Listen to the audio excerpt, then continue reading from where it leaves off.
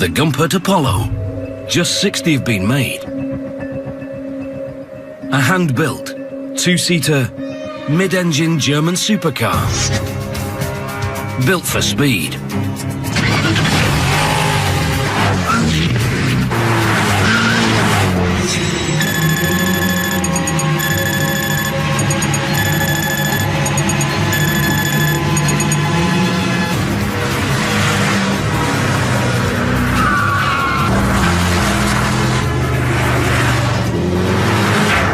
It's more competitive race car than road car. Engineered to be as reliable on the streets as it is fast on the track.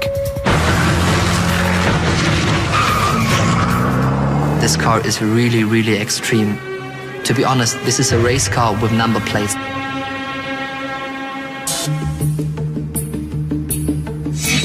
Gumpert Sportwagen is just under a decade old. The brainchild of this man, Roland Gumpert. His vision is simple: to make the fastest road car on Earth.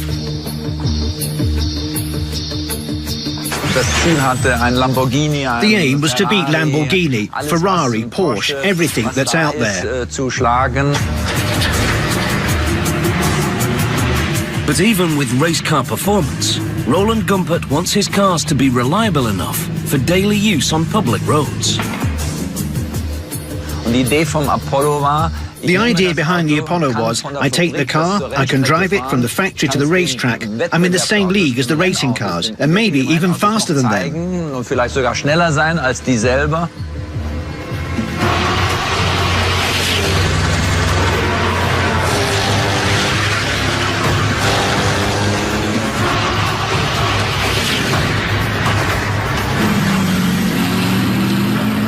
To get these cars approved for the streets, they must comply with strict European tests.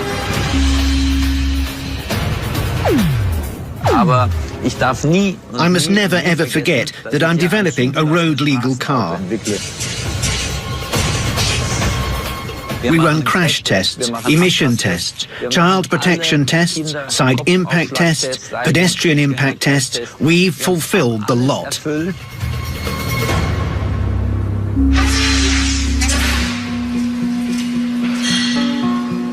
Life isn't easy for a small independent car company. It costs millions to develop, test and produce a world-beating supercar. Even the big players, Aston Martin, Ferrari and Lamborghini, often struggle. Roland Gumpert knows this well. For over 30 years he was at Audi, where he became a high-flying executive, creating some of the fastest cars on the planet. But his ultimate dream was always to build his own supercar, free from corporate interference. All my life I've developed cars, but this was a project to build a new factory from scratch, without any restrictions. Now he's alone, with a personal fortune invested in his own small company, based on the top floor of a former Soviet-era sewing machine factory.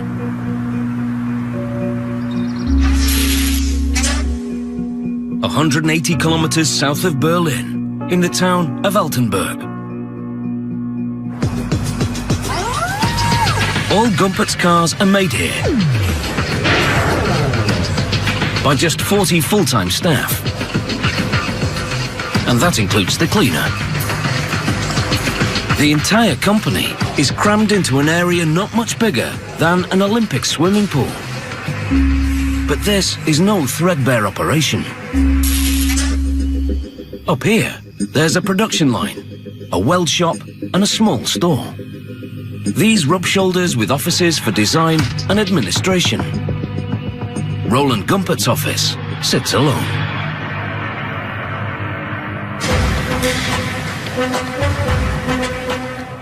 This might not be the mega factory you think of when imagining where a supercar like this might be built. But for production manager Mark Fritscher, it's the perfect location. It's relatively easy to set up production here. It's less expensive than other sites in Germany. And above all, There are some very highly qualified personnel in this region. Porsche and BMW have factories just up the road, so skilled auto technicians are plentiful. The Apollo is a highly engineered machine that requires skilled and passionate people to build it. A single person can never develop an entire car. One always needs a team. And a team spirit creates new ideas, and that's the beautiful thing about it.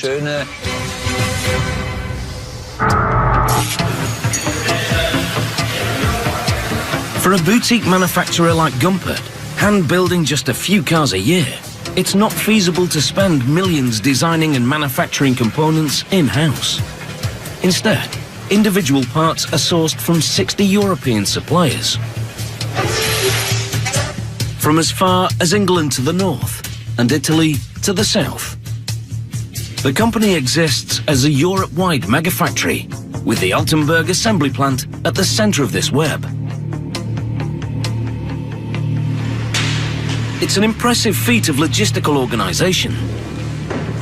This is the ultimate just-in-time bespoke build. Of course, at the beginning, lots of people laughed at me. It'll never succeed. But thanks to God, or with a lot of luck, I managed it. It hasn't been plain sailing. To build the right car in the right way is only half the battle. The other is to sell it. And the last few years have been tough, as Bastian Schiefer, head of marketing, knows only too well. We had orders there, definitely, but then with all the economic crisis, financial crisis, we lost a few. And if you're just selling 20 cars a year and you just lose, let's say, 10, it's just 50% of the whole revenue, so it can destroy such a small company. The company almost went bust in 2010. Only money from investors saved Herr Gumpert's dream. There were so many incredible low points. We were at rock bottom, underwater. We were drowning. But we still managed to swim free, up to the air. And we're still here today, and we'll be here in future. I'm absolutely certain of that. It's still a precarious existence, where every sale is vital. To generate noise in the crowded supercar market, the company's planning a new $1 million Apollo. Weight will be reduced, power will be increased, and it will only be available in moody black. This will be an Apollo with its aggression turned up to the max. And to capture this bad boy attitude, it will be called the Enraged. It's lighter, it has more horsepower, it has a better gearbox, it has better cooling, so it will even beat the normal Apollo on the road and on the racetrack. To catch the world's attention, the plan is to launch their new flagship at the world's most prestigious car event, the International Geneva Motor Show.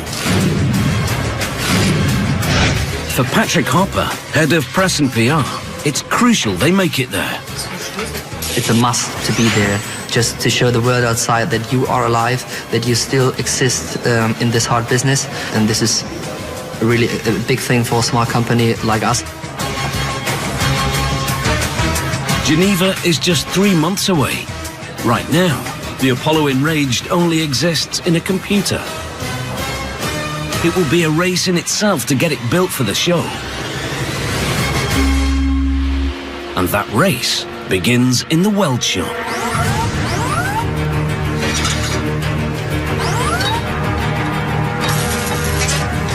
Like every Apollo, the Enraged starts life as 211 separate chrome moly steel tubes.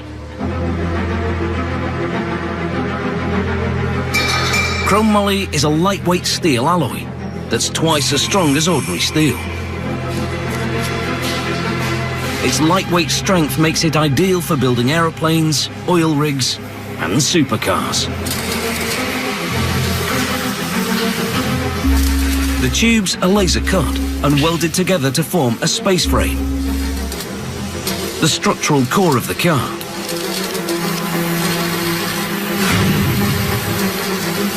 It's a design concept little change from the race cars of the 1950s, and so effective that modern-day supercars, such as Audi's R8 and Lamborghini's Gallardo, still use it.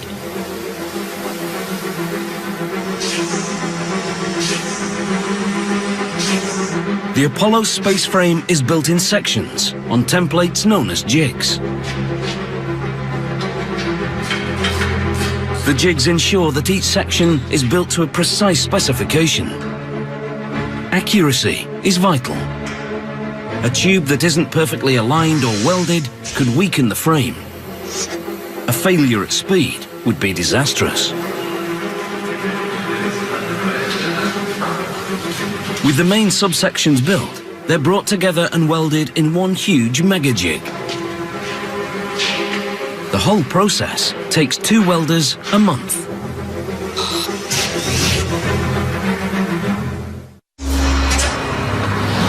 As head of Audi Sport, Roland Gumpert helped create a legend, the Audi Quattro. Roland Gumpert was brought in to mastermind the operation within what had to be a very sophisticated team. The Quattro was revolutionary. It was the first rally car to have 4-wheel drive and blew the opposition away, winning 4 World Championships and 24 World Rally races.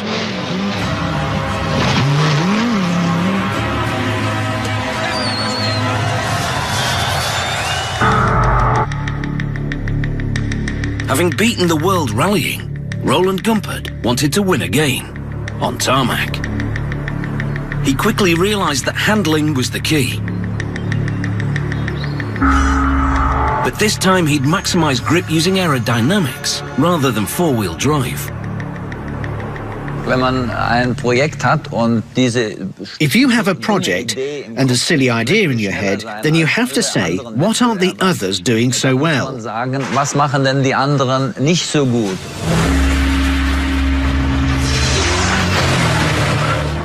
Race cars use aerodynamics to generate downforce to improve their handling. This, Roland Gumpert believed, was one trick other supercar manufacturers were failing to use to their best advantage.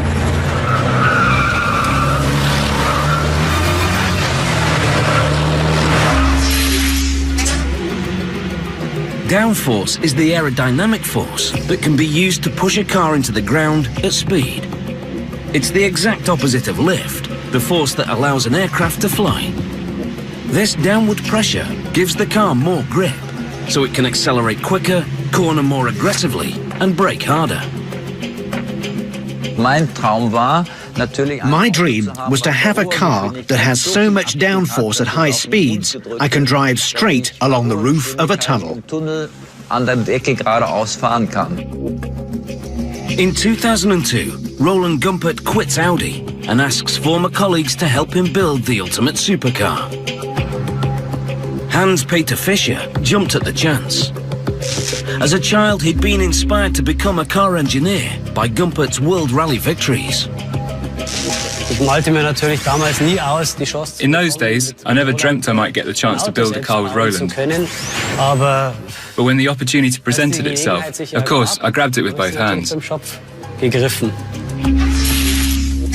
maximize downforce, they have a bold idea. They will design a track car for the road, rather than a road car for the track. In order to achieve the best aerodynamics for the Apollo, we kept the car as low as possible. The whole vehicle is no higher than 1.1 meters, one of the lowest cars with a registration plate in the world. The ultra-low wedge-shaped bodywork is just one of the key design elements of the car that help maximize downforce. The others include slotted vents over the wheel arches, the huge rear wing, and a very special underside. Here, at the front wing, the air streams in at a height of approximately 60 millimeters, and as it travels to the rear of the car, it gets wider and wider, causing negative pressure that sucks the car to the road. As the fast-moving air rushes under the car, The increasing ground clearance from front to back causes a change in pressure that pulls the car to the road. And to keep this low-pressure air flowing under the car, they use an air curtain made by vortex generators.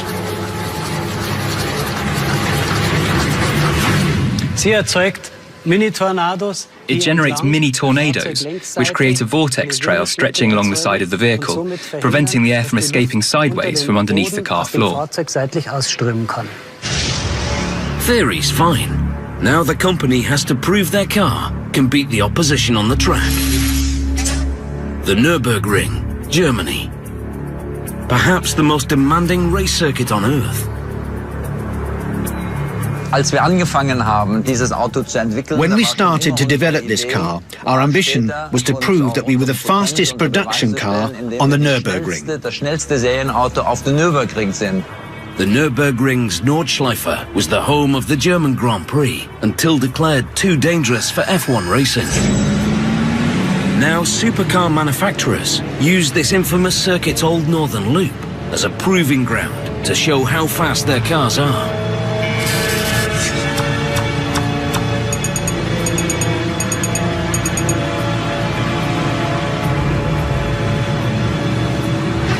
Everyone is aware how tricky and how hard this track is, and if you are the fastest there, then no one will ask how fast you really are, because it's proven that you are fast. In 2009, Gumpert arrived at the ring to prove the Apollo is the fastest road-legal car in the world.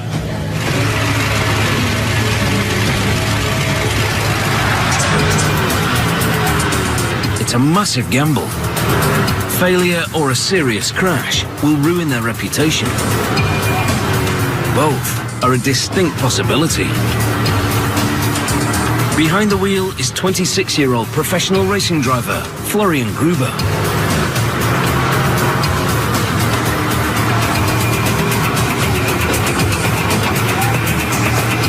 Averaging a speed of over 172 kilometers per hour, he covers the difficult 21-kilometer course in an official time of 7 minutes, 11 seconds. The third fastest in history. It's a fantastic achievement for a small, independent company. But time has moved on. In the supercar business, you need to evolve to survive.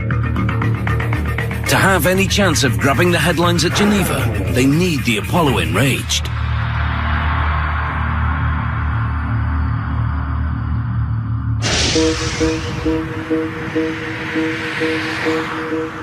Mark Fritscher, the firm's production manager, is on the road. With Geneva imminent, he must check that the suppliers are on schedule to deliver the parts the Altenburg assembly plant needs to get the enraged built for the show. If the car doesn't make Geneva, the whole future of Gumpert could be under threat. Today, he's 200 kilometers south of Gumpert's HQ in the Bavarian village of Kreuzen.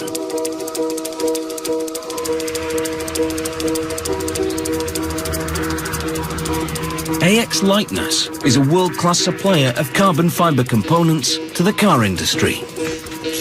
But as company founder Axel Schneurer explains, it wasn't cars that made their name. It was my hobby, cycling, that led to the first bicycle saddles, manufactured on myself. The business then took off fairly fast. As well as making some of the world's lightest bikes, they also make carbon fiber parts for top race teams and companies such as Mercedes-Benz and Audi. They won the order to make the safety cell and dashboard for the enraged.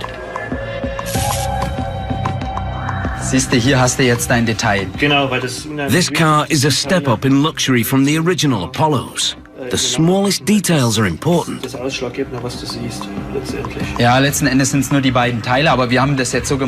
We've made it so the patterns on the carbon fiber parts all go in the same direction. Back at Gumpert's HQ in Altenburg, the parts are starting to arrive. Michael Weigert and Peter Lang begin the assembly of the car. The Geneva Motor Show is less than 2 months away.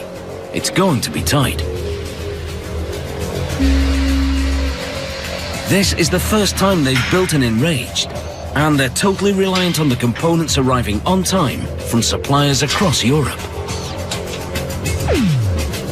The safety cell has arrived and has been screwed and glued into the space frame.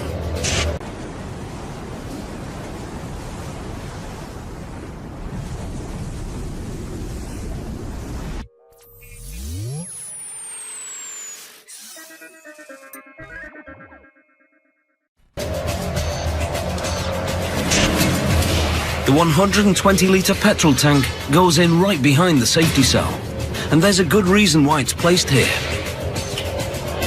To centralise mass.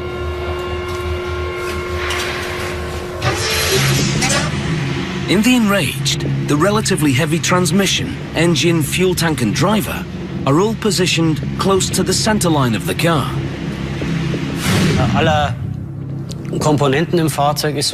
All vehicle components are arranged so that, under all driving conditions, tank full or empty, passenger or no passenger, the weight distribution remains unchanged,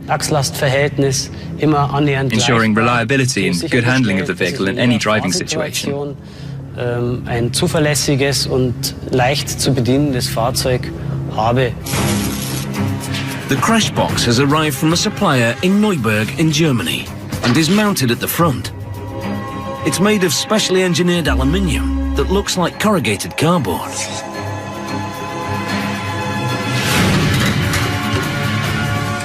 In a crash, it's designed to collapse in a controlled way, acting like a crumple zone in an ordinary car, reducing the impact on the car's occupants.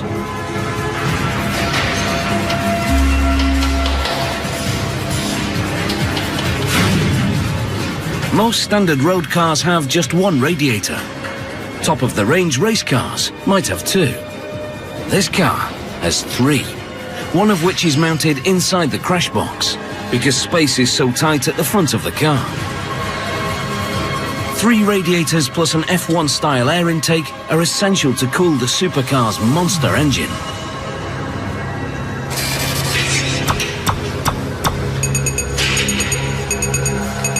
It's hand-built 320 kilometers south of Gumpert's HQ by HSB in Hüttenhausen.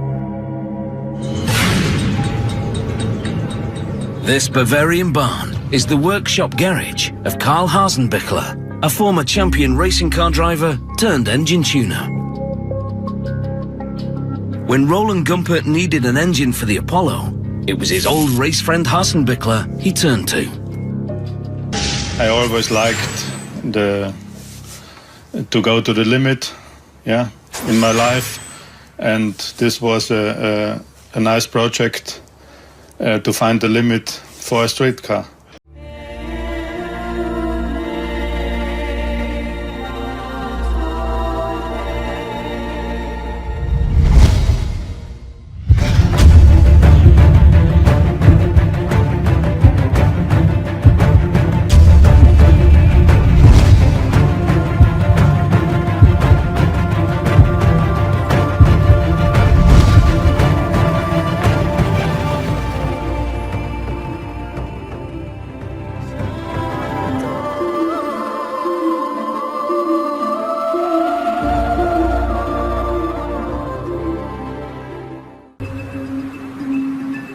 The Gumpert Apollo. Just 60 have been made. A hand-built, 2-seater, mid-engine German supercar. Built for speed.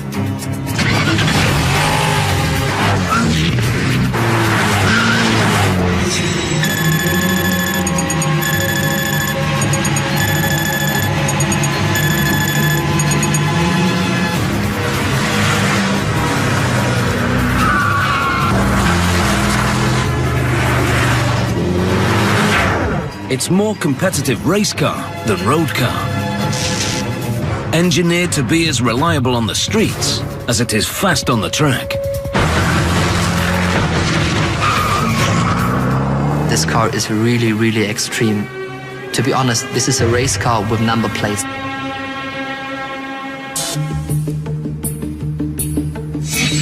Gumpert Sportwagen is just under a decade old. The brainchild of this man, Roland Gumpert. His vision is simple: to make the fastest road car on Earth.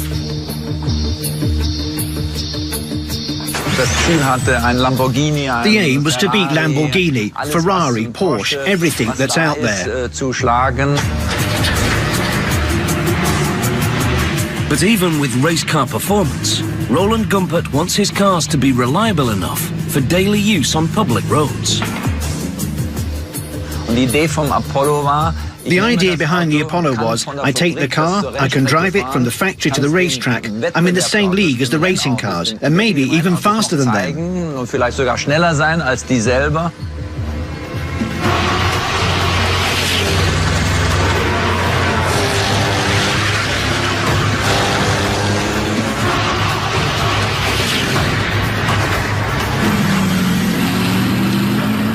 To get these cars approved for the streets, they must comply with strict European tests.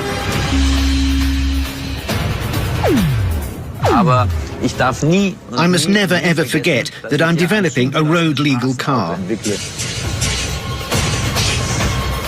We run crash tests, emission tests, child protection tests, side impact tests, pedestrian impact tests. We've fulfilled the lot.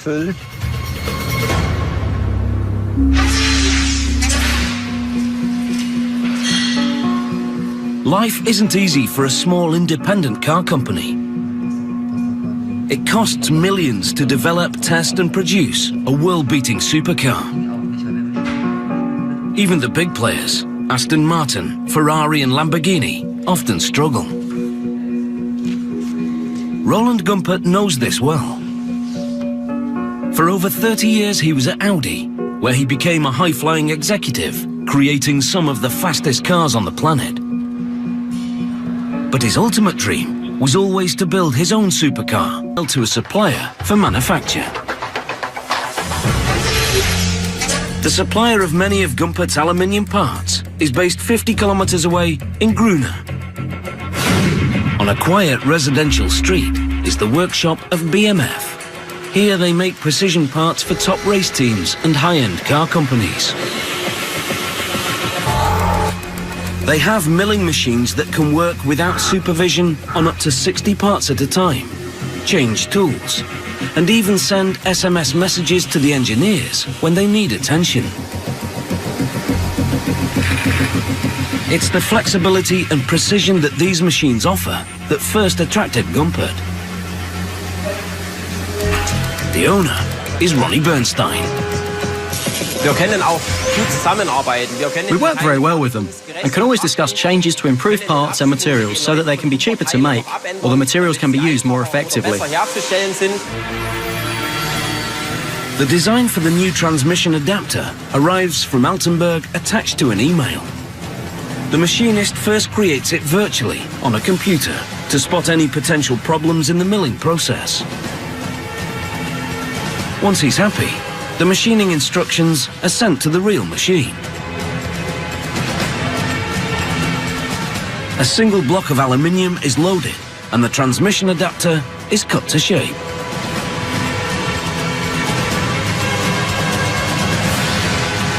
This entire process takes almost 5 hours.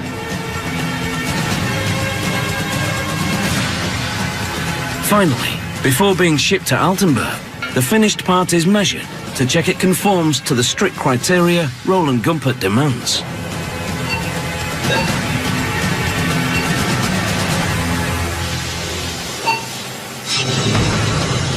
Back in Altenburg, the car is nearing completion. The center shell, known as the greenhouse, goes on without a hitch. But the large gull-wing doors take more work.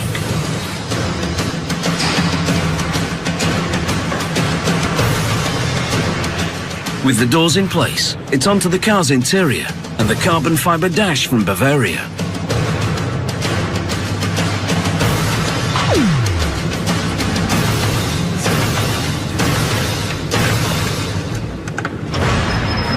There's over 4 kilometers of wiring in the Enraged, and it all needs checking. But there's a fault. The semi-automatic gearbox isn't working. At the moment we have some trouble to flash the software to the gearbox control unit, and we are thinking that's maybe a problem in the wiring, and this problem we are searching for. With the Geneva deadline approaching, the build goes on. The custom-built Swiss-made $1,600 windscreen is glued into place. The team are careful not to smear adhesive on the glass. It has to be done right first time.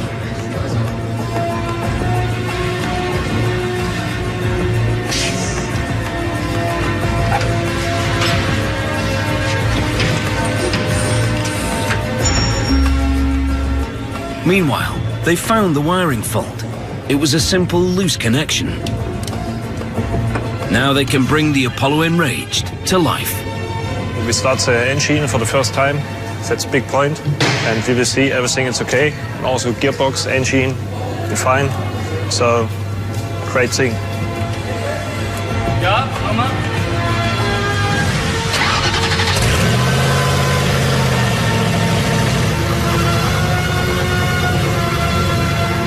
With the engine running fine, the crucial aerodynamic underbody and huge rear diffuser are fitted, followed by the Apollo's F1-style air intake to cool the engine.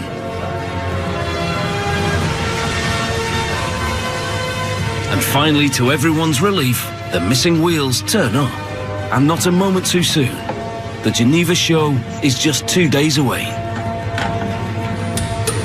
It feels good. Car's now finished. Everything's working. So, good feeling. We're happy. Yes. Seeing it fully built for the first time, Roland Gumpert is very impressed. I think it's hard to find a mistake. Perfect.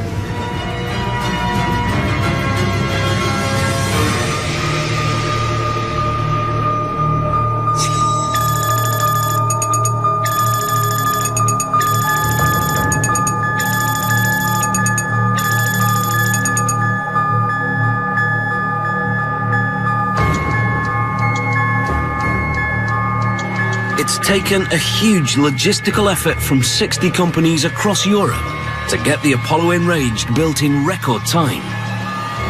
But they've done it.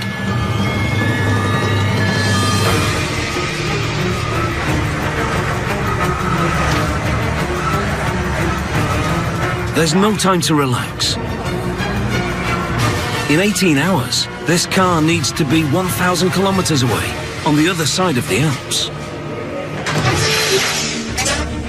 In Switzerland, at the 2012 International Geneva Motor Show.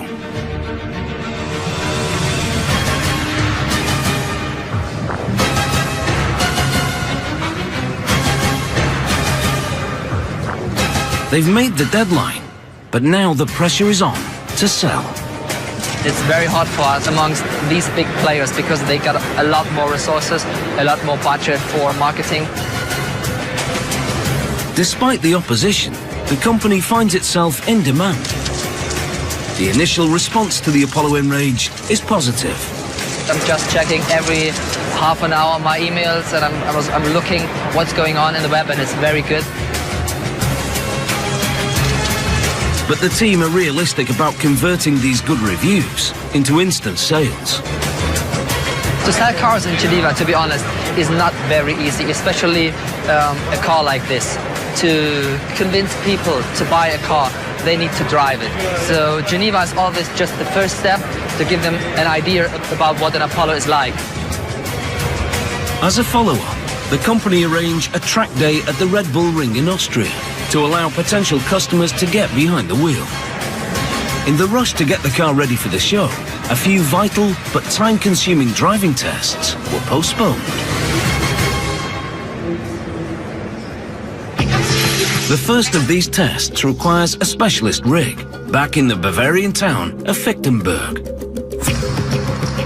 KW makes shock absorbers for top race teams around the world, and in their competition workshop, where cameras are never normally allowed, they build the suspension for the new Apollo Enraged.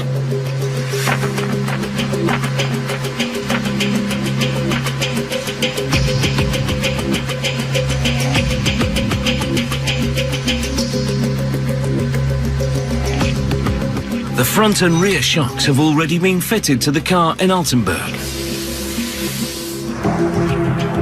To make sure the Enraged can be pushed to its limits on the track, they use KW's test rig. This is one of the few places in Europe where it's possible to fine-tune a car's suspension for any racetrack on Earth without ever leaving the factory. Head of testing, Martin Malinowski, is clear about the importance of good suspension.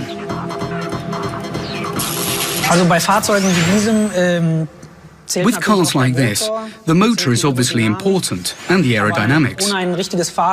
But without a proper chassis or without good suspension, it's a waste of time.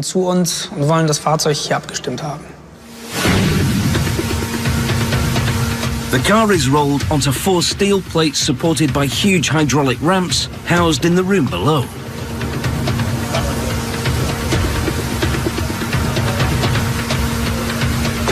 Sensors provide feedback to a computer. The test equipment is so sensitive, a life-size dummy is used to replicate the driver's weight.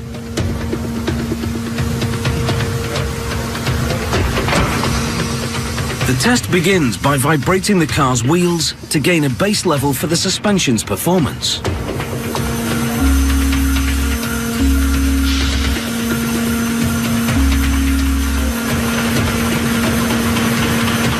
Once the basic test routine is complete, they load the data for the Red Bull Ring in Austria and run the Enraged on the virtual track, allowing the engineers to gain the vital information needed to set the car up.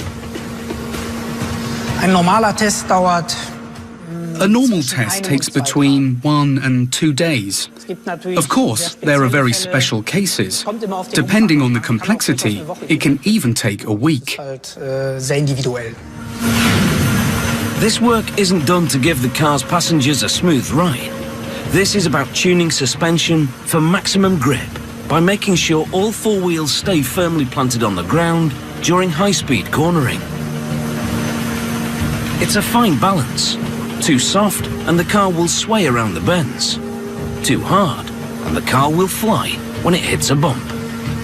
In both cases, it will lose grip, slowing the car down. Suspension setup complete, the car travels north to the outskirts of Altenburg, to the company's test track at Nobitz.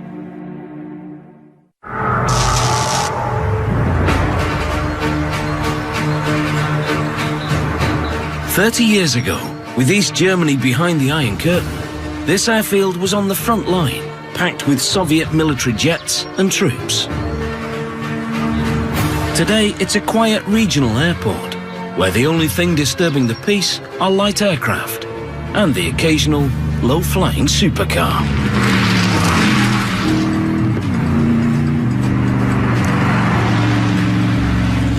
Nico Schnee is the engineer in charge.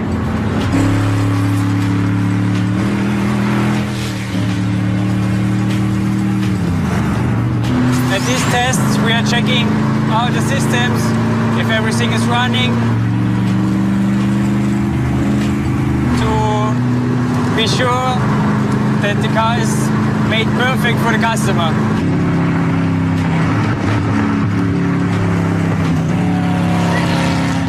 At 1.5 miles long, the runway makes the perfect proving ground. Covers on the front protect the car's bodywork from stone chips, because this car still isn't sold. The tests go on throughout the day, with regular stops to analyze data. Normally, the engineers would sign a car off, but the Enraged is so important, Roland Gumpert himself comes down to say whether it's ready or not. That's fantastic. Super. I haven't driven something like that for a while. Classic. We should make more of these. Ganz super.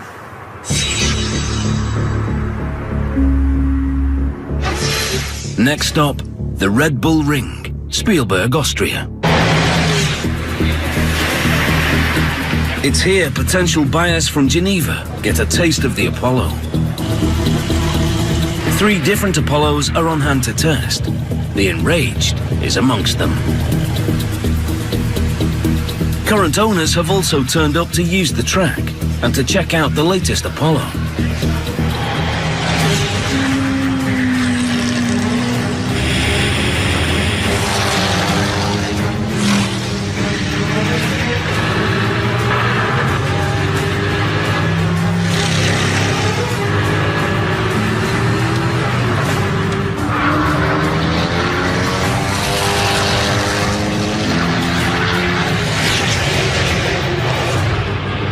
While the owners are having a great time, the company's sales team make the most of the short time they have with 3 potential buyers from Geneva. We have to convince them that the car is the right choice. This takes time, but in the end we think we can convince a few. You only know when you got the money on your bank account, then the deal is made. They have a nervous wait, while a prospective owner takes the car for a spin.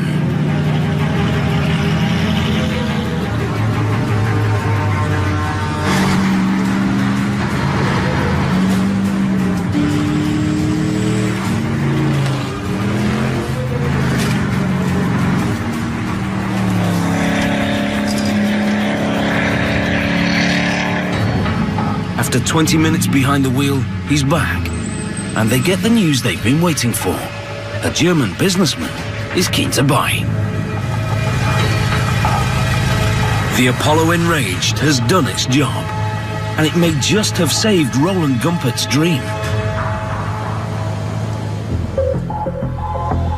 It's been a difficult few years, but the company's fighting back. Roland Gumpert is positive about the future.